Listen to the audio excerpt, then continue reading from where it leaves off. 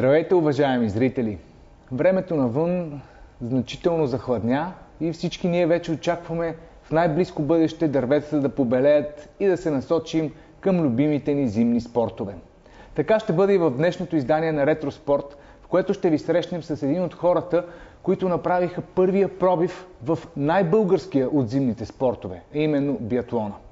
Наш гост тук в Музея на спорта ще бъде една състезателка, която спечели първата българска победа в старт от Световната купа. Това стана през 1988 година в италианския зимен център Антхолц Антреселф. Нашият гост днес може да се похвали с европейска титла, спечелена 12 години по-късно в полския зимен център Закопане. Също така във визитката й личат няколко престижни класирания в стартове на Световната купа, разбира се, бронзов и сребърен медал от световни първенства. Много близко беше и до спечелването на олимпийски медал. Предполагам, че повечето от вас вече са се досетили кой седи тук до мен в Музея на спорта. За мен е удоволствие да ви представя Ива Шкодрева. Здравейте, госпожо Шкодрева, и благодаря, че приехте нашата покана да участвате в Ретроспорт. Здравейте! Аз също благодаря и за мен е чест да бъда поканена във вашето предаване, което аз много харесвам и мисля, че е едно прекрасно предаване, което запознава идните поколения с историята и с интересни исторически факти от българския спорт, които са доста значими. Днес ще видим някои от най-интересните моменти от вашата състезателна кариера, която наистина е забележителна. В самото начало на нашия разговор обаче винаги започваме от първите стъпки на нашите събеседници в спорта. Не в големия спорт, а към самия спорт, към който са се насочили. Защо вие избрахте биатлона пред алпийските ски? Аз за първи път съм се качила на ски на 2 години и половина. Баща ми ме качила, аз не го помня този момент. Но след това вече моите спомени са от първи клас, когато аз сама отидох и се записах в школата, ученическата спортна школа по алпийски ски. Така, започнах с алпийски ски и се занимавах с алпийски ски, докато дойде момента да влезем в спортно училище в Самоков от 6-ти клас. Но преди това треньорката ми каза, в втори клас мисля, че бях, няма значение, че тренирате алпийски ски, ще участвате и на градско първенство по ски бягане. Аз никога не се бях качвала на писалки, но моята сестра беше вече национална състезателка по ски бягане. И така, предния ден тя ми показа, вика, ела тук сега на широката поляна, ще ти покажа как се карат писалки. И показа ми. На другия ден отидох и спечелих това градско първенство по ски бягане. И така, много ми хареса самата надпревара в ски бягането. Повече ми харесва, отколкото алпийските ски, въпреки че е огромно удоволствие. Не ви ли беше малко трудно с свикването на писалките? Не, оказа се, че много лесно свикнах. И в 6-ти клас вече аз знаех, че ще влеза като ски бегачка, въпреки че си тренирах и алпийски ски преди това, което много ми помогна по-нататък в ски бягането. И някъде до 8-ми клас се занимавах с ски бягане, бях в националния отбор по ски бягане също вече за девойки и в женската разширената гарнитура. И така по едно стечение на обстоятелствата съвсем внезапно се прехвърлих към биатлона. Как попаднахте в женския национален отбор? Казахте, че още в 8-ми клас вече сте била включени в разширените формации, така в широкия мироглед на треньорите на националните отбори сте попаднала. Значи това беше 87 година, когато все още ски бягането беше доста по-популярно в България и по-престижен спорт, за разлика от биатлона. Той току-що прохождаше. Да, все пак Иван Лебанов вече е бил спечелил своите медали. Да, сравнително по-млад спорт е биатлон, особено пък женския биатлон. И 87 година старши треньор на биатлона беше Венцислав Илиев. И се срещаме на един лагер заедно, съвместен с ски бягане и биатлон, и той ми предложи, искаш ли да дойдеш в отбора по биатлон, правиме девически национален отбор. И аз така казах ми, добре, ще помисля, но изобщо нямах никакво намерение. Впоследствие обаче така имаше едно съприкосновение с моята треньорка, която в случая аз изобщо не я обвинявам, след толкова години си мисля, че е доста смешно това, но тогава така съм го приел, получих една щека по главата и много насериозно, много навътре ги взех нещата и казах, не, аз повече не мога да продължа в ски бягането. И тогава се сетих, че Венцислав Илиев ми каза така и така и аз обясних на баща ми. Той каза ми, добре, моето момиче, аз съм с тебе. И така, и се почна, имаше доста проблеми, докато се прехвърля в биатлон, защото не ми даваха правата от ски бягането. И така имаше един период на 3-4 месеца, нито тук, нито там. Но в крайна сметка ми разрешиха да отида в биатлона и това беше лятото на 87 година. Сега разбирате ли колко важна е била тази щека? Разбирам, да, за което много и благодаря на моята треньорка. Тя да не ми се сърди, да не ми се обижда. Йорданка Гевийска се казва. Тя си е била в пълното право, но аз така съм ги прияла нещата. Така е било писано. Имаше ли предпоставки за грандиозния ви успех в Антхолц през 1988 година? Това дойде като гръм от ясно небе за мен специално. Аз си казвам 1987 година, юли месец за първи път хванах пушка. Бях стреляла по стрелбищата, по капачки. Така обичах да стрелям като дете, но тогава вече сериозно се запознах с оръжието по биатлон. И всъщност това ми беше първото официално състезание. Не, в декември месец имахме едно състезание в Обертилях, но не световна купа. Това ми беше първото официално състезание, където от притеснение от 10 мишени оцелих 4, мисля, че. И след това вече януари месец, това ми беше първата световна купа и втория старт в официално състезание по биатлон.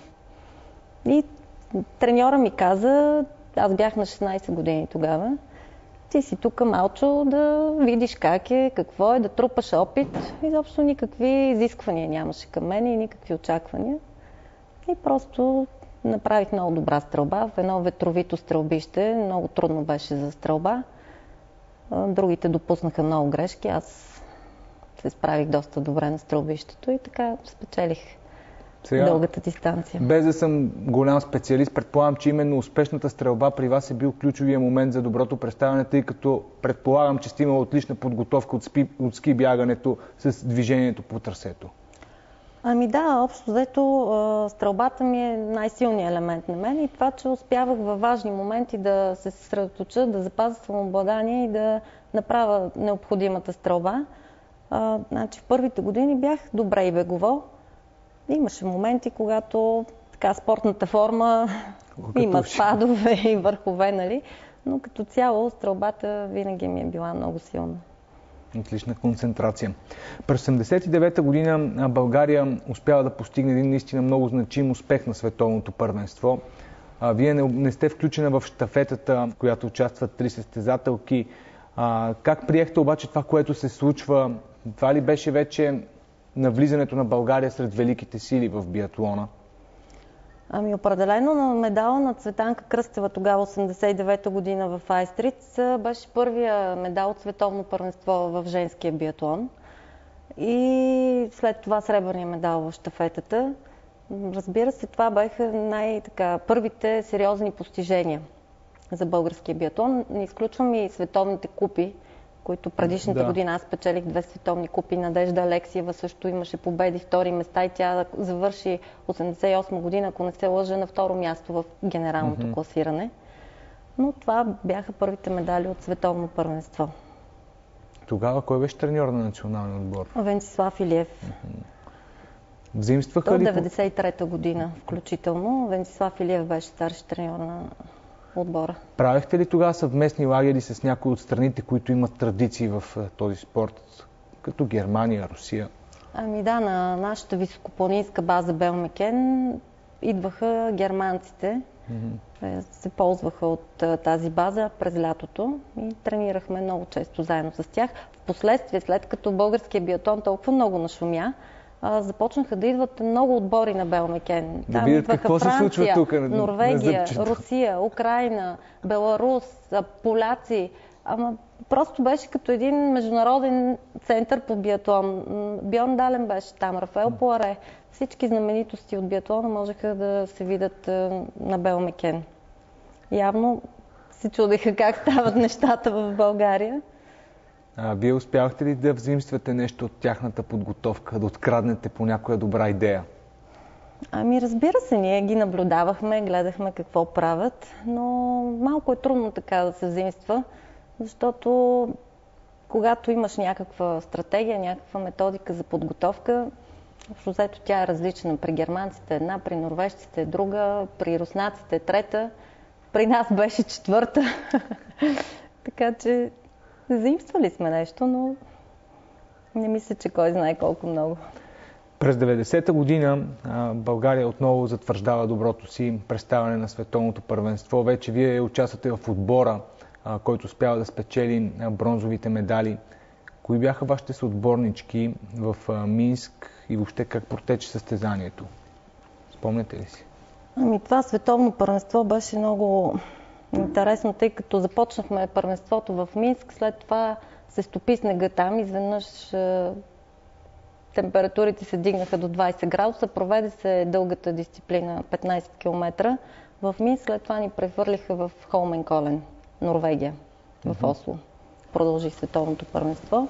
Много интересно.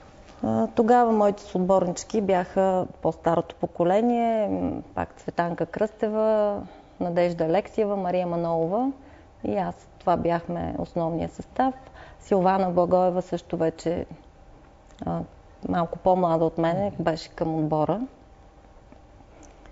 Година по-късно в отбора вече има промяна. Силвана Благоева се включва в четворката за отборното състезание.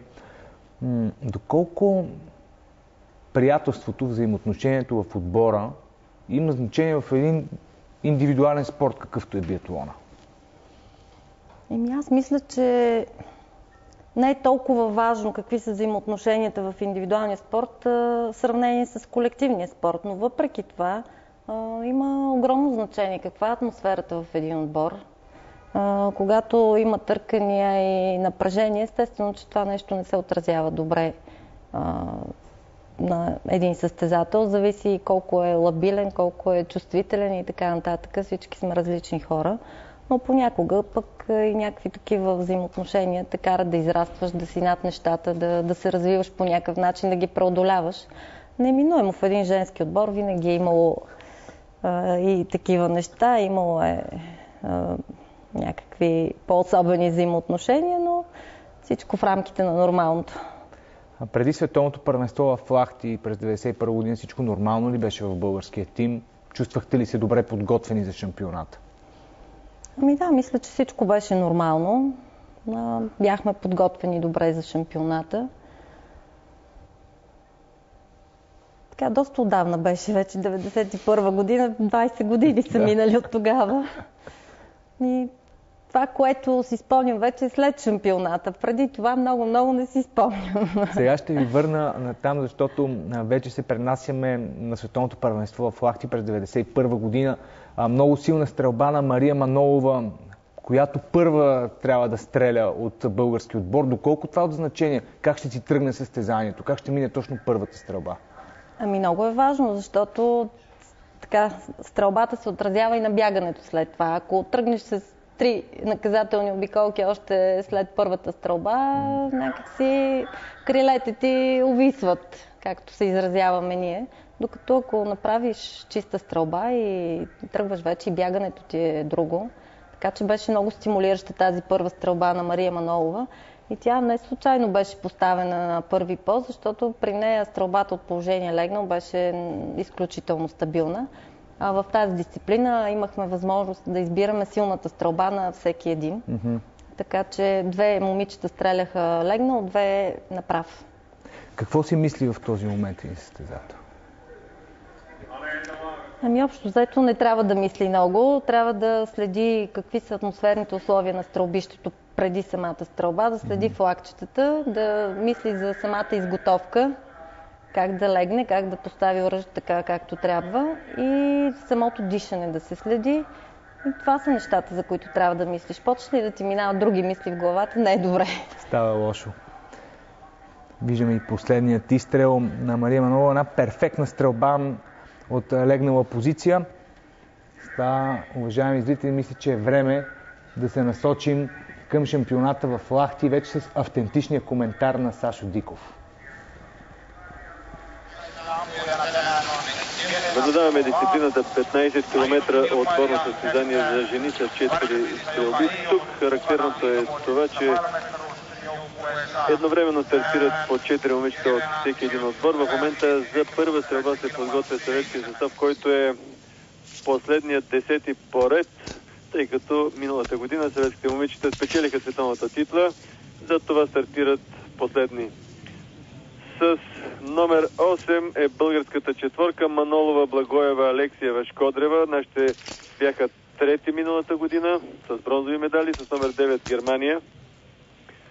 В момента класирането след първата стрелба е Германия, Чехословакия, България на трето място на около 50 секунди след отбора на Германия. Хубавото е това, че на първи пост Мария Манолова стреля безпогрешно и нашите продължават. Бягането на втори пост е Силвана Благоева. И първата изненада, съветските момичета, Елена Белова допусна две грешки. Тук всяка грешка има два пъти по-голяма тежест в сравнение с скоростната гонка, тъй като една обиколка не е 150, а 300 метра. Така че около 2 минути ще загубят съветските биатлонистки от двата пропуска.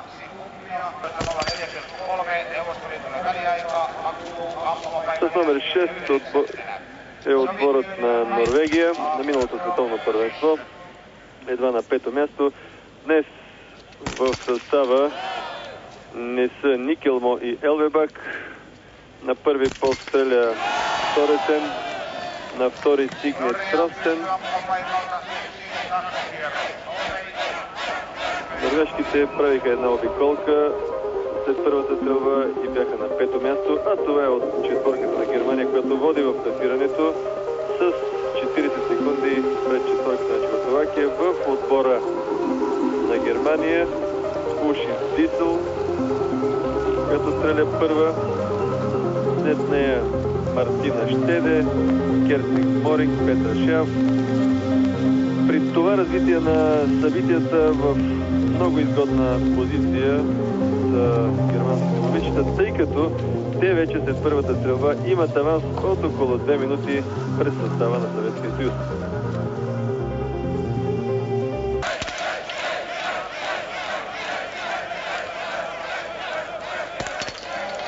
Втора стрелба за Чехословакия. На рубежа е Петра Носкова, 18-та от скоростната гонка, но ето, че две наказателни обиколки, а чехословашките момичета имаха само 20 на секунди преднина пред българките. Нещата се развиват в наша полза.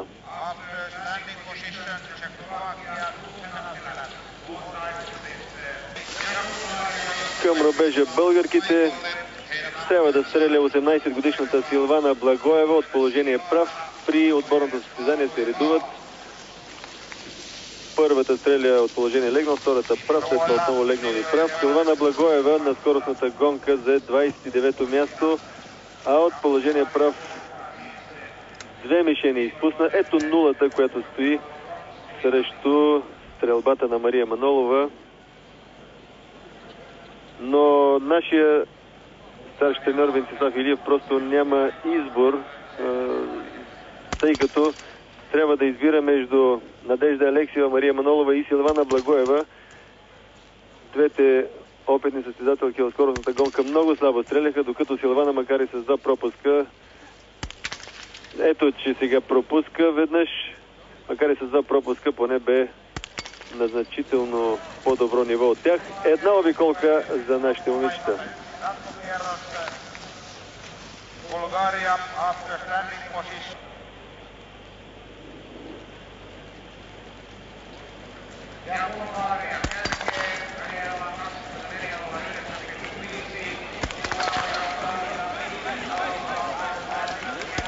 За Германия втора стреля Мартина Щеде, не участва в скоростната гонка, но иначе опитна, но и тя пропуска.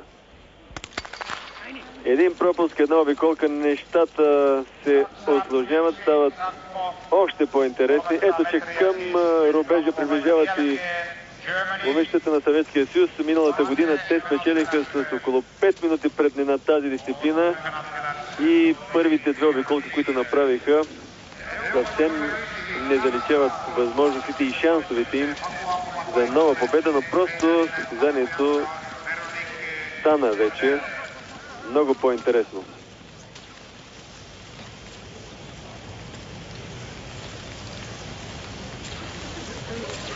За Съветския съюз трябва да стреля Елена Головина, бронзовата медалистка от скоростната гонка. Отборът на Германия трябва да направи две обиколки от по 150 метра. Това е наказателната обиколка от скоростната гонка. Две обиколки от по 150, което прави точно 300 метра.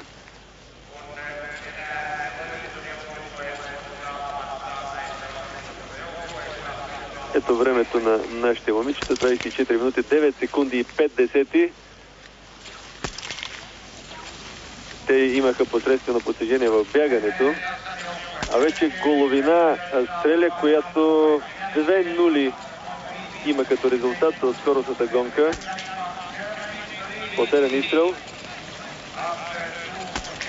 И отново е много точно, но това са французойките.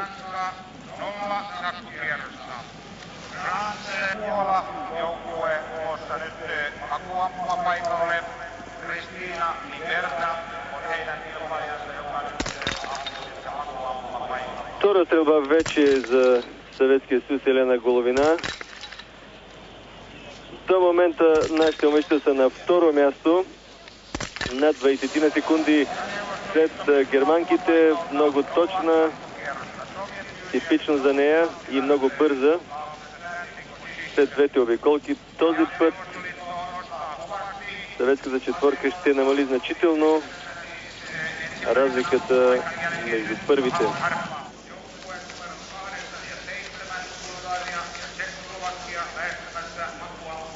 Нашите момичета се стрелят за трети път и по-точно на рубежа ще бъде Надежда Алексиева в скоростната гонка. Два пропуска от положение легнал. 89-та година нашата четворка Кръстева, Алексиева, Манолова и Шкодрева взе четвърто място. Миналата година бронзов медал. Същия състав. На това световно първенство не участва най-силната ни от миналата година и от по-миналата година Цветанка Кръстева, световна вице-шампионка. Просто тя през този сезон и през зимата и миналото лято психически, а и физически не можа да издържи на натоварванията и пожела да не участва на това световно първенство. Просто няколко месеца да има отдих, психически най-вече, за да може да започне от рано на време и по много по-професионален начин подготовката си за Олимпиадата. След около една година жените биатлонистки ще излечат за пръв път своите олимпийски шампионки.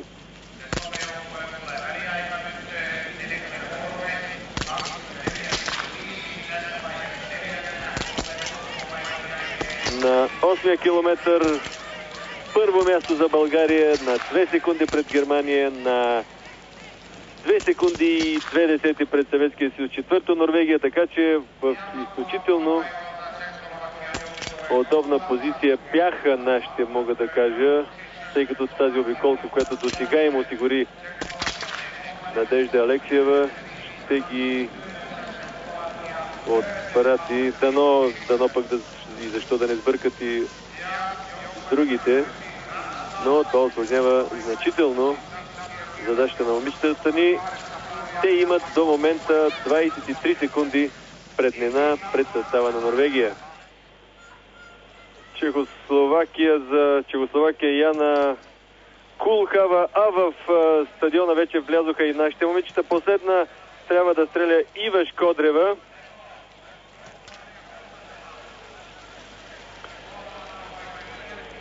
Финал за французойките с стартов номер 1. На 10-я километър 50 секунди преднина за нашия отбор пред състава на Чехословакия, но тези две обиколки още повече ще обърнат нещата в наша полза. Да видим сега Ива Шкодрева, 8-та на скоростната гонка. Едно много високо постижение. Ето е 19-годишната Ива. 0 наказателни имаше на скоростната гонка, но сега една обиколка и то последния изстрел Не попадна в целта. Виждате колко бързо стреля Ива. 33 секунди. На 10-тия километър на първо място Норвегия, на второ Съветския съюз, на трето България, Швеция на четвърто на 48 секунди, но норвежките с двата пропуска ще изостанат назад. Имаме всички шансове за медал, и то сребрен, ако предположим, че Светлана Давидова, която за Съветския съюз ще стреля последна, ще стреля добре. Естествено, своите шансове имат и германките, които на 10-ти километър са на по-малко от минута, на 57 секунди след нашите момичета. Те са с по-добра бегова подготовка, но трябва да видим как ще стреля Петрашев.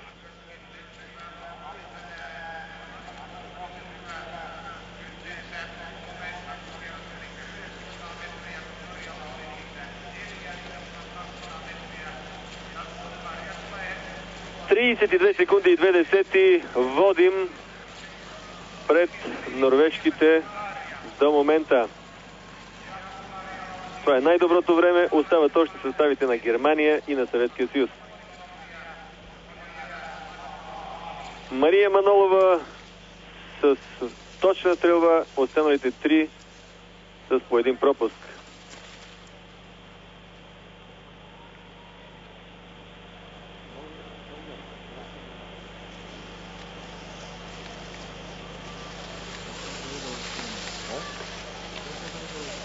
Германките приближават към последната си стрелба, а шведките трябва да финишират.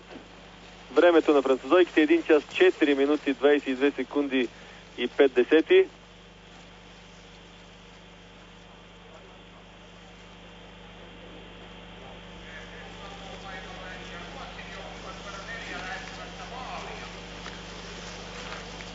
Стотина метра още до стадиона.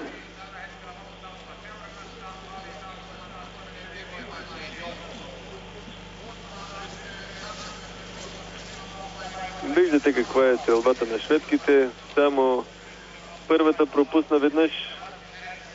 След това обаче всички останали без грешка. Шведките, които в индивидуалните гонки никога до сега не са имали никакъв особен успех, сега ще финишират с около 3 минути и половина предина пред французойките. 1 час и 53 секунди и 3 десети. Това е времето на шведките. Нека да погледнем сега към рубежа. Петрашев все още не е започнал да стреля. Ето я.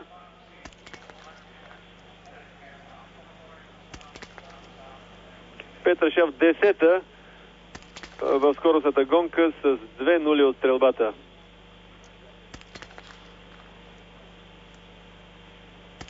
Точна и този път. За съжаление точна. А виждате с номер 10 на рубежа е и Светлана Давидова. От положение прав. Тя пропусна една мишена. Интересното при нея е, че започва от средата да поразява мишените. Обикновено большинството състезателки започват от ляво на дясно или от дясно на ляво. И последният изстрел, пропуск за Светлана Давидова. Световната вице-шампионка на скоростния биатлон. Ето виждате колко слаба стрелба за съветските момичета днес. 4 обиколки.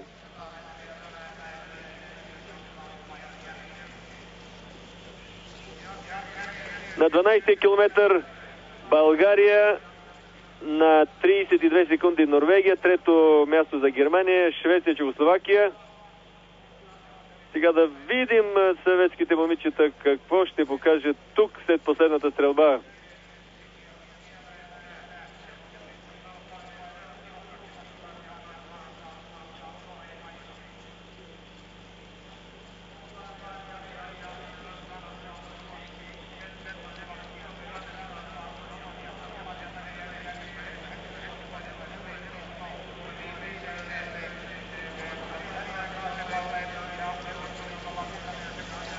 Минимална ще бъде разликата.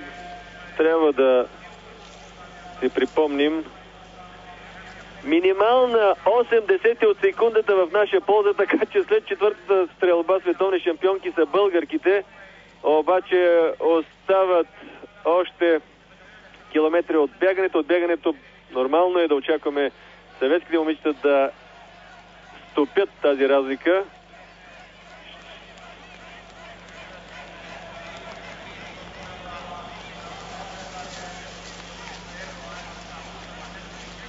Финал за състава на Норвегия.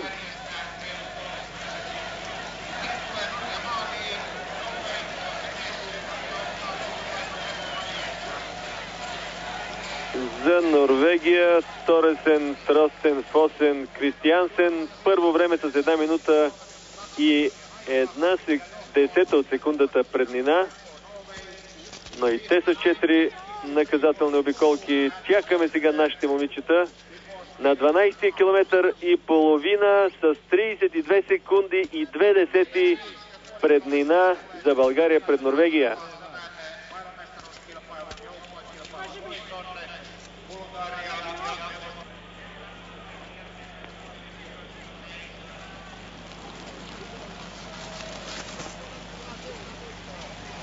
Финишират финландските с 6 наказателни обиколки.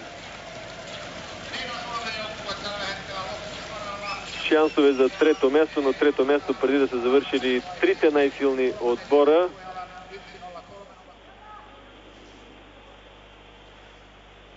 Ето ги и българките.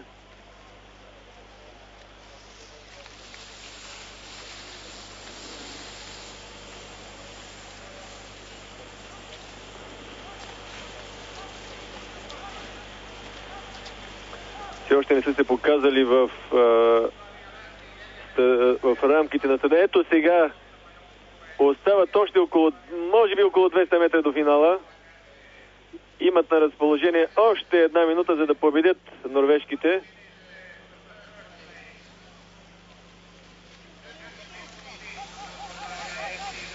Последни 100 метра, по-малко дори.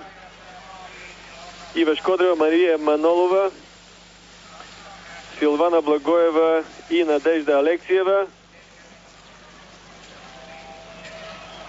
Финал и ще бъдат първи в класирането още около 20 метра.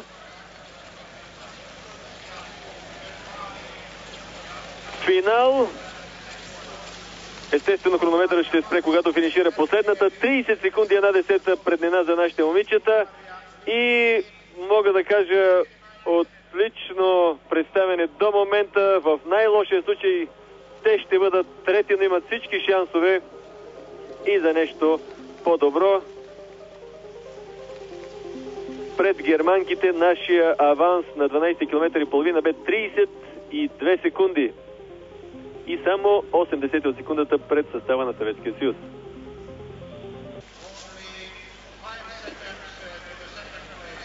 Финали за германките. 3 наказателни обиколки, колкото нашите момичета, но нашите момичета днес направиха просто някакво чудо. Бяха по-добри в бягането. Така че българките вече са световни вице-шампионки в тази дисциплина.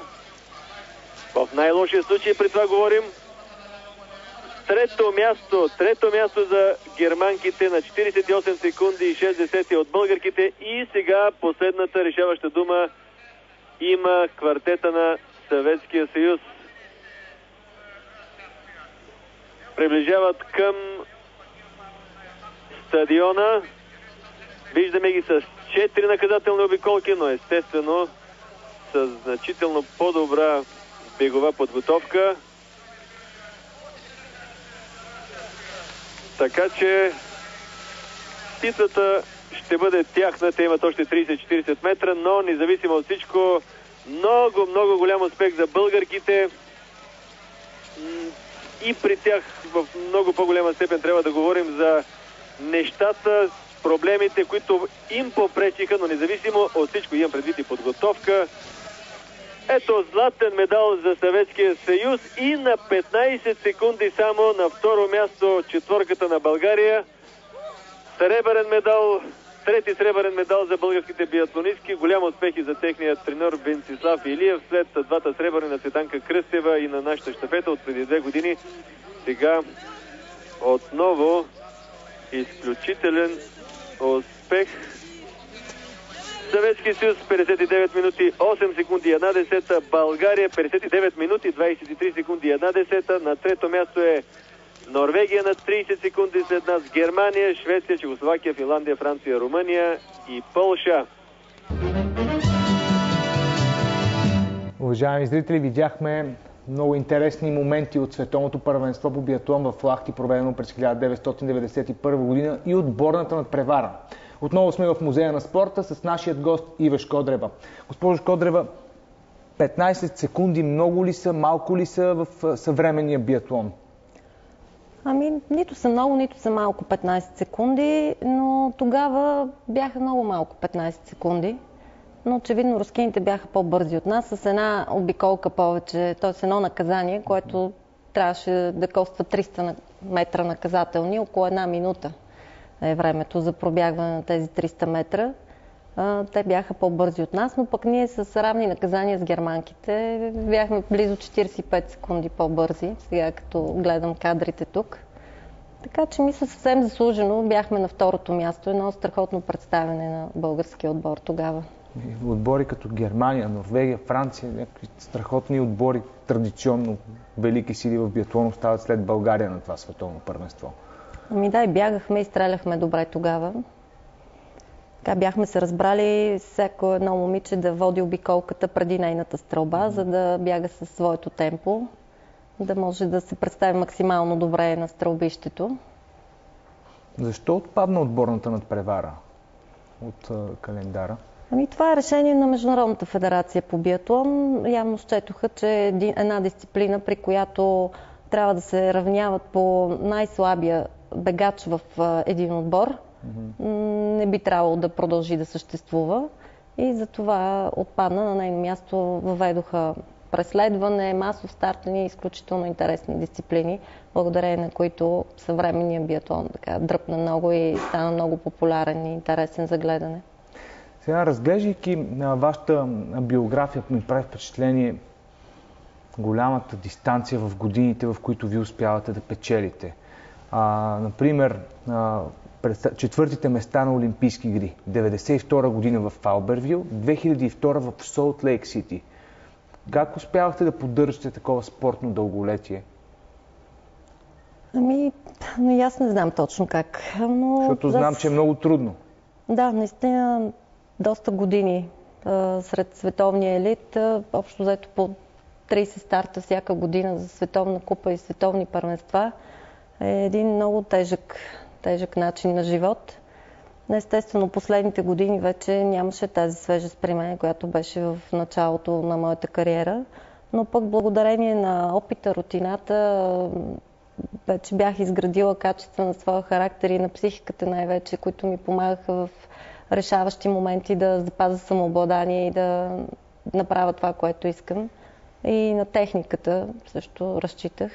Това бяха нещата, които ми помагаха в последствие, докато в началото младостта, силата, енергията, която имах, пък разчитах на тях. Доколко е важна тактическата концепция на един състезател в даден старт? Много е важно. Много е важно да си запознат добре с трасето, да също така и стрелбището, да знаеш особеностите на дадено стрелбище, да прецениш на кой коридор трябва да стреляш. Както тогава, когато в Лахти спечелих бронзовия медал на световното първенство, моят треньор по стрелба Николай Захаров ми каза: Ива, тук на 21-ви коридор ще стреляш прав, защото там духа по-малко, близо е до стената. И така и аз изпълних това, което ми беше казал. Също така и по пистата, как да разпределиш силите си, как да подходиш към стрелбището, с какъв пулс трябва да стигнеш там, така че да си максимално комфортно по време на стрелбата да се чувстваш.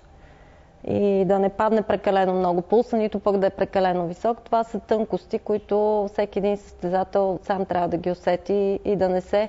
Много е трудно да се овладееш и да не се поддадеш на желанието да си по-бърз, да изпреварваш другите. Трябва да усещаш тялото си, организма си в момента и да прецениш какви са ти възможностите и доколко да даваш по трасето. Успявахте ли вие да усетите тази еволюция в собственото си самонаблюдение, ако мога така да се изразя, с всеки следващ сезон? Да, мисля, че в последствие осъзнах доста работи, докато в началото са получавали нещата така малко ненадейно, нали? Просто... На талант и мускули. На талант и мускули, да. В последствие явно съм имала някакъв талант, някакво вътрешно вродено чувство такова, но в последствие вече работих върху тези неща усилено. През 2000-та година ставате европейска шампионка в Закопане, 12 години след първата ви победа за Световната купа. Можете ли да сравните състезанията в Антхолц и в Закопане? Дисциплината е една и съща. Дисциплината е една и съща, стрелбите вече са едни и същи. Значи аз в Антхолц няколко пъти съм печелила Световна купа и в последствие, нали, след 88 година. 88 година бяха 10 км, бягахме с 3 стрелби. Последствие вече станаха 15 км индивидуалната дисциплина с 4 стрелби. В Закопане беше абсолютно същото. Трудно ми е да направя паралел, значи всяко едно състезание е съвсем различно, но в Закопане пак дойде малко изненадващо за мен тази европейска титла. Аз току-що се бях върнала след майчинство. 98 година родих първото си дете и така една доста голяма пауза се получи при мен и 2000-та година се върнах отново като състезател.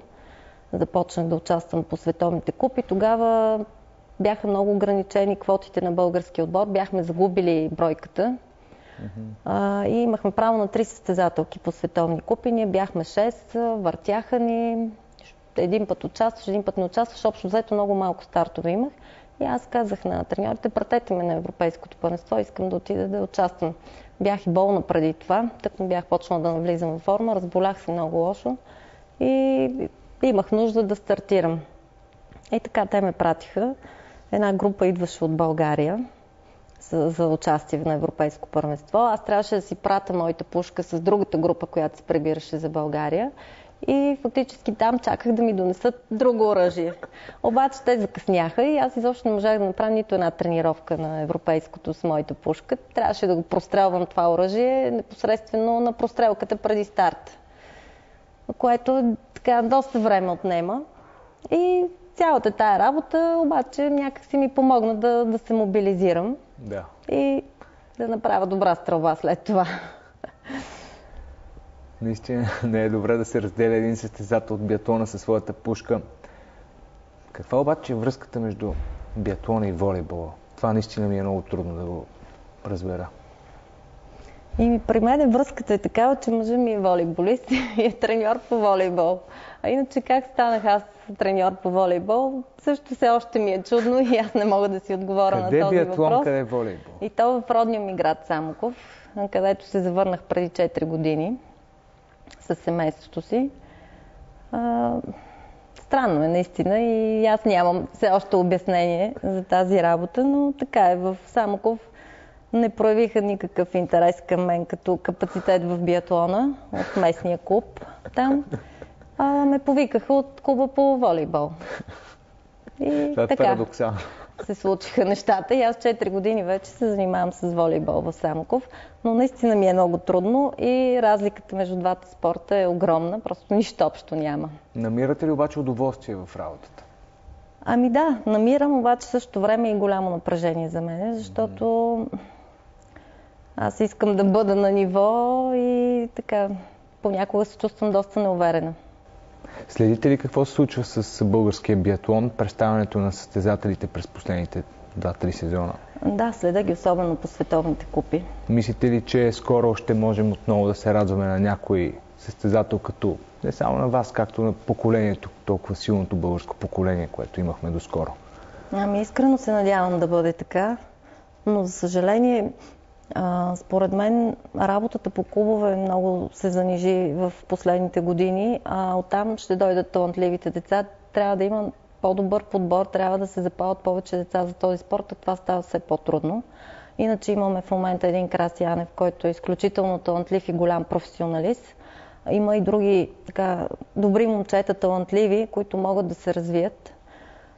Но все по-трудно става с следващите попълнения, които трябва да попълнат и да продължат нататък. Все по-трудно. Вие така, като имате наблюдение и над хората, които тренират волейбол в Самоков, има ли деца, които да се занимават с спорт като цяло? Не в частност биатлон или волейбол? Много по-ограничено стана възможността децата да се занимават с спорт. Още повече нещо, което мен силно ме тревожи, в Самоков, един от най-известните ски центрове в нашето минало, град, в който на времето всички деца караха ски. Почти нямаше такива, които да не могат да се качат на ски. Аз лично с баща ми всяка събота и неделя ходихме по цял ден на Боровец и карахме.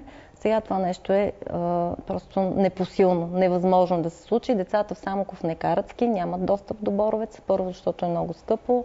Второ, защото още като отидеш там, трябва поне за паркинг да платиш. И така. И няма никакви условия да се развива този спорт масово, както беше по-рано. Другото, което е също и материалната база във всеки един спорт е много зле. Единственото хубаво нещо, което направих в Самоков, е новата зала. И там баскетбола се развива на много сериозно ниво, но естествено там се влагат и много пари. Има добри специалисти и може би това е спорта, който така обхваща най-много деца в града. Надявам се именно с хора като вас, човек като вас, която сте се върнала в родния си град, тези градове да успеят отново да развиват спортовете и да създават таланти, които пък да носят слава и популярност на България по света. Госпожо Шкодрева, благодаря ви много за участието в Ретроспорт. И аз благодаря. Уважаеми зрители, това беше Ива Шкодрева. Чухме нейния интересен разказ за състезателната й кариера, някои любопитни факти, които не знаехме около стартовете и големите първенства, в които е взела участие. Нашето предаване е към своя край, но продължаваме с рубриката "Знаете ли че?". В нея ви запознаваме с историята на някои от експонатите, които се съхраняват тук в Музея на спорта. Естествено, този път нашият експонат е свързан с биатлона.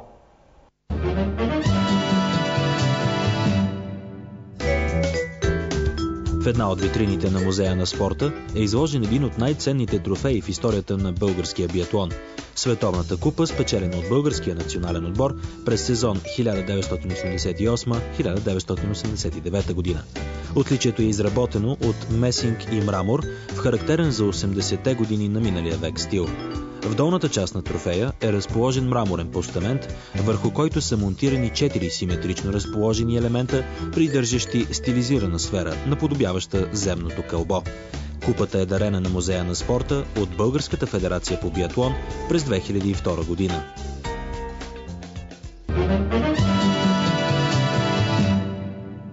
Уважаеми зрители, това беше всичко за днес. Сигурен съм, че ви е било интересно с нашето предаване, посветено на биатлона. Ще бъдем заедно отново следващия уикенд, когато ще ви върнем назад във времето с най-славните моменти от историята на българския спорт. Екипът ни ви желае приятна вечер с програмата на БНТ Свят.